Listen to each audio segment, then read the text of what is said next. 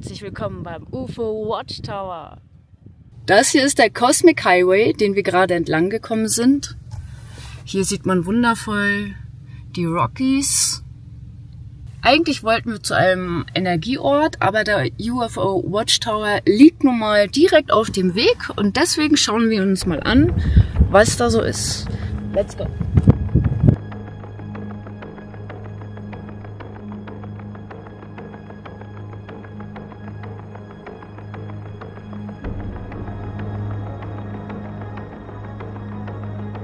Hier ist auch alles vollgestellt mit Aliens. Auf dem Weg stand schon Aliens Rules, Watch the UFOs. Also sehr witzig.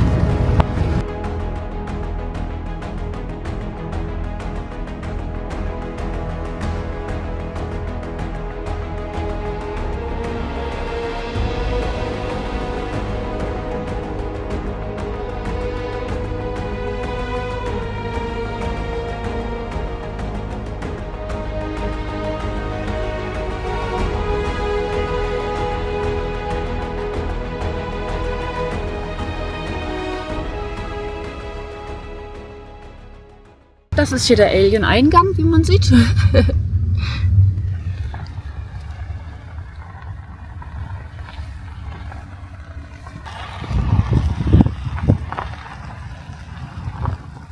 Von 10 Uhr abends bis 7 Uhr morgens soll man hier sehr leise sein. Damit die UFO das ein besser hören oder nicht hören. Hier sind auch überall Dixie-Klos aufgestellt, also die übernachten hier auch alle. Was haben wir hier? Ah, da dürfen die Leute dann chillen.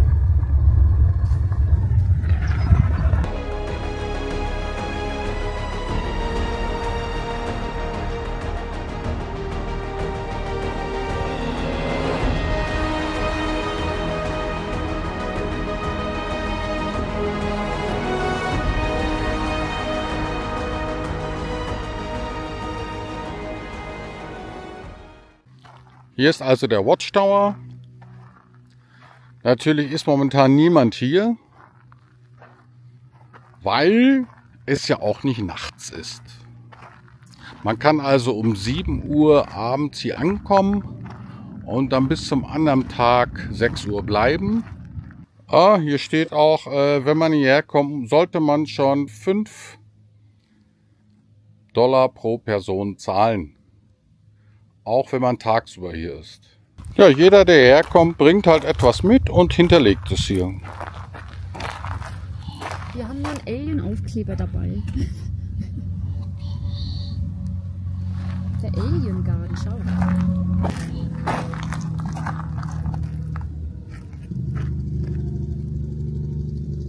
Also der Watchtower wurde 2000 gegründet. Zwei große Vortexe. Und über 25 Hellseher haben diesen Ort besucht. Sie erzählen die gleiche Geschichte. Es gibt hier 2 große Vortexes, die auf der östlichen Seite des Turmes aufzufinden sind. Ein Vortex wird beschrieben als eine Öffnung in ein Paralleluniversum, das voller Energie ist. Es gibt Vortexe, die drehen sich in Uhrzeigerrichtung und andere drehen sich gegen die Uhrzeigerrichtung. Und das hier ist eben der Garten. Der Alien Garten, das ist eher so eine Art Huldigung oder Hommage an die Aliens, weil hier schon viele UFOs des Nachts gesehen worden sind. Und in diesem Garten soll auch eben dieser Vortex sein. Wenn man hindurchspaziert, soll man die Energie wahrnehmen können. Hier soll es auch 2 große Aliens geben, die da hinten zu sehen sind. Ja, ganz hinten unter der Untertasse. Und die beschützen den Alien-Garten. Hier links ist auch ein Schrein, ein Alien-Schrein. Neben dir, hinter dir. Ein Altar mit einem selbstgebastelten UFO.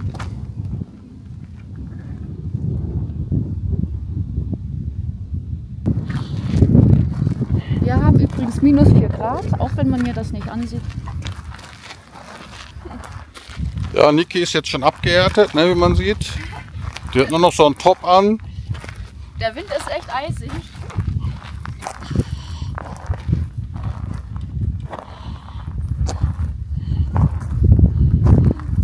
Und all diese Gegenstände wurden eben dem Alien Garten gespendet von den Besuchern.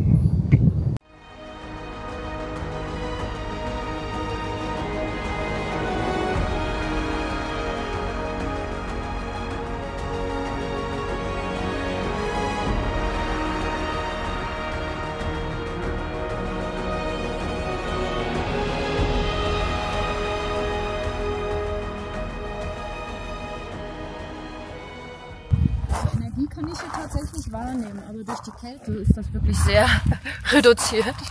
Man konzentriert sich ein wenig aufs Frieren. Nein, geht schon. Also Niki sagt, sie spürt hier schon eine gewisse Energie. Nur wo sollen die Vortexe sein? Hier irgendwo, ne? 2. Die sagten links vom Turm. Da vielleicht? Nein, östlich. Hier. Das ist Osten.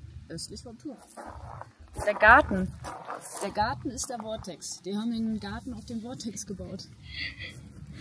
Hier kann man deutlich sehen, bei der letzten Portalöffnung ging die Verbindung in ein paralleles Universum, in dem hauptsächlich Kugelschreiber hergestellt werden. Also man soll die Energie spüren und seinen Körper spüren, sobald man durch den Garten geht. Also hier soll der Vortex sein, oder die beiden. Ja, also wenn ihr das Video seht, wie immer, ne, dann haben wir das Portal nicht gefunden. Aber vielleicht könnt ihr die Energie auch wahrnehmen und spüren.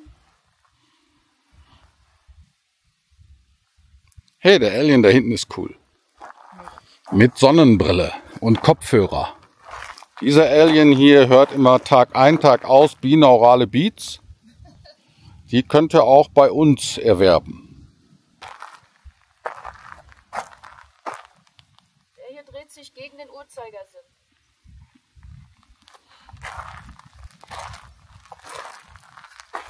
Ja, hier spüre ich die Energie am stärksten. Die dreht sich für mich gegen den Uhrzeigersinn, also der linksdrehende Vortex.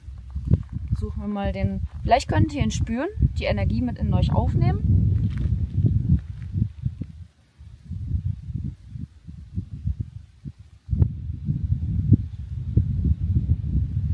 Und dann suchen wir mal den rechtsdrehenden Vortex.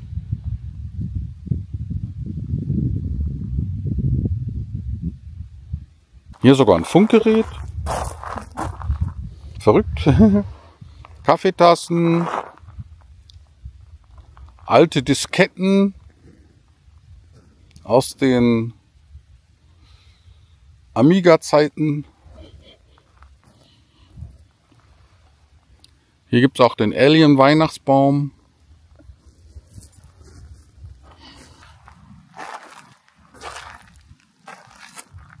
Geldmünzen werden hier gelassen.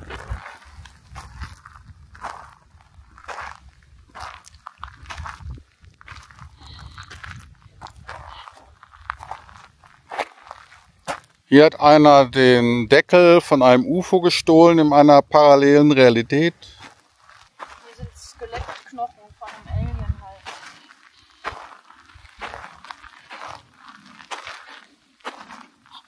Ja, Niki meint, das hier wäre das Skelett eines Aliens, das es mal geschafft hat, in diese Realität hierher zu kommen, über ein Portal.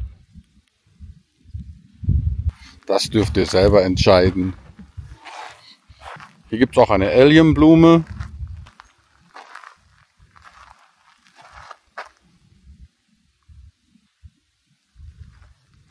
Hier wurden auch einige Satellitenschüsseln aufgestellt, um vielleicht die Gedankenkraft zu verstärken, zumindest in symbolischer Hinsicht.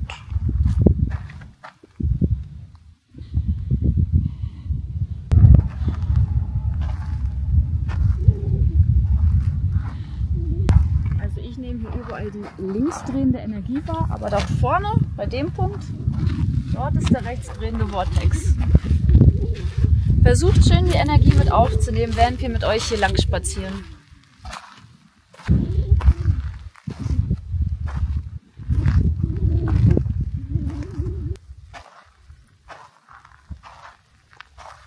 hier auf dieser Linie. Es ist so etwa die Mitte tatsächlich. Hier ist alles rechtsdrehend. Also hier habt ihr jetzt die andere Vortex-Energie.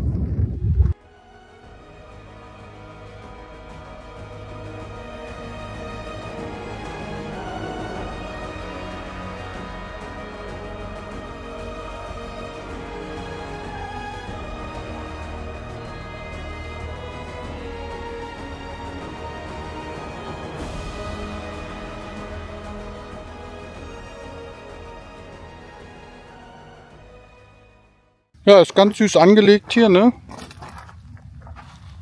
Ja, sehr süß. Haben sie schön gemacht. Hier so der Hauptgarten in der Übersicht.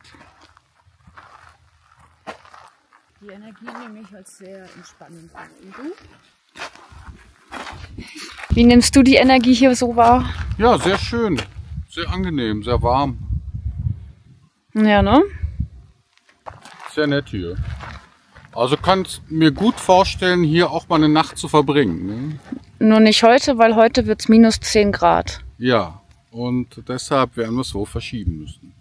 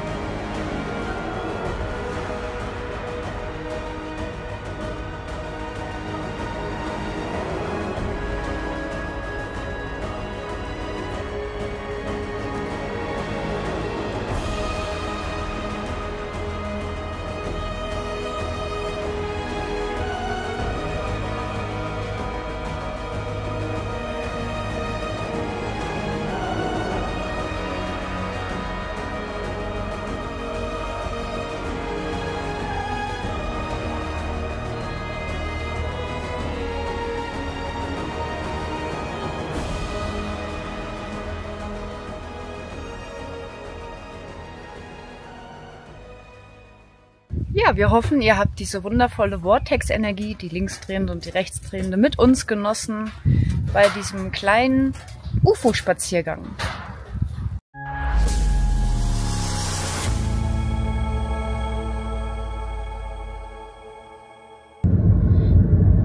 Ja, wir kommen gleich in Creston an und der Bewusstseinsstrom, den nehme ich jetzt inzwischen schon relativ deutlich wahr. Und irgendwie fühle ich mich, als hätte ich eine intensive Magen-Darm-Reinigung hinter mich gebracht und irgendwie sehr befreites Gefühl. Und hier soll eben die Erdenergie sehr stark sein und die Leute, die hierher kommen, berichten oft von einer Energie, von Güte und Erleuchtung, und schon die Ureinwohner hier haben das als heiligen Ort beschrieben. Und natürlich ist es auch wunderschön gelegen bei den atemberaubenden Rockies.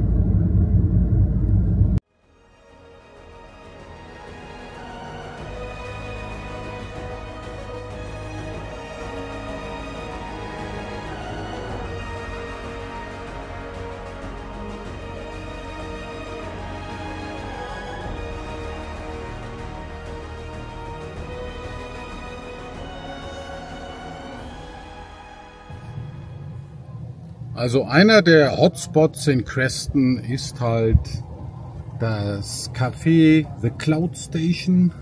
Ein richtiger schöner Biomarkt, wo man wirklich nur GMO-freie Sachen bekommt. Glutenfrei.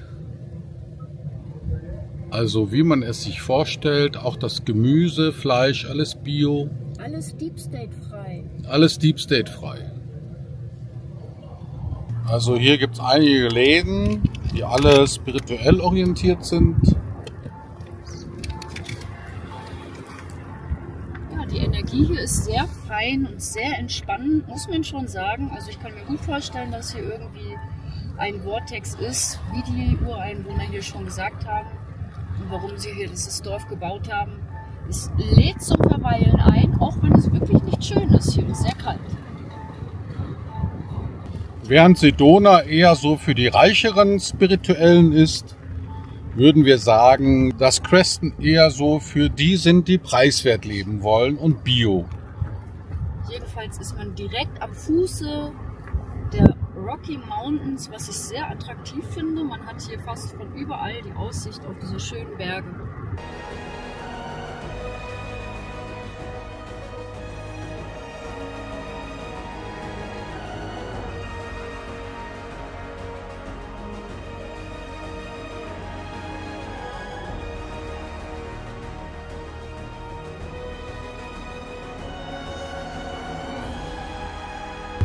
Ja, das war unsere kleine Energierundfahrt durch Creston. Ich hoffe, ihr konntet es so genießen wie wir. Ja, auf jeden Fall eine schöne, süße, kleine Stadt oder eher ein Dorf, würde ich sagen.